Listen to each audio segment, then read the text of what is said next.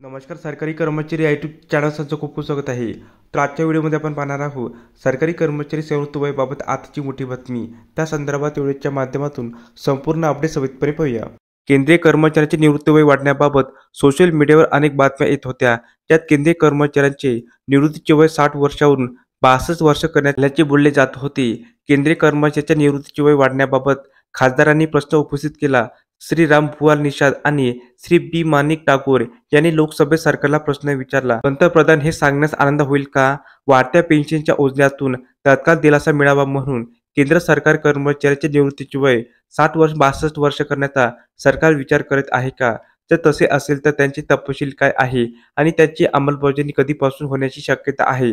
यासोबत त्यांना विचारले की किती केंद्रीय सरकारी कर्मचाऱ्यांना सेवानिवृत्तीच्या वाढीव वयाचा फायदा होईल आणि त्यांच्या पेन्शन फंडावर अंदाजे आर्थिक परिणाम काय होईल? यानंतर त्यांना विचारले की राज्य सरकारी कर्मचाऱ्यांच्या निवृत्तीच्या वयातही अशीच वाढ करण्याचा विचार केला जाईल का? नाहीतर त्याची कारणे काय? त्यानंतर त्यांनी विचारले की कर्मचाऱ्यांना अतिरिक्त 2 वर्षाच्या सेवेचा आर्थिक फायदा कसा होईल आणि या संदर्भात त्यांच्या एकूण पेन्शन फंडात अंदाजे वाढ किती होईल? डी-ओ-पी-टी मंत्र्यांनी उत्तर दिले. कार्मिक, सार्वजनिक तक्रार आणि निवृत्तीवेतन मंत्रालयाचे राज्यमंत्री आणि प्रधानमंत्री कार्यालयातील राज्यमंत्री पंकज जितेंद्र सिंह यांनी याला उत्तर दिले की केंद्र सरकारला केंद्रीय कर्मचाऱ्यांचे निवृत्तीचे वय वाढविण्याबाबत कोणतीही कल्पना नाही. धन्यवाद.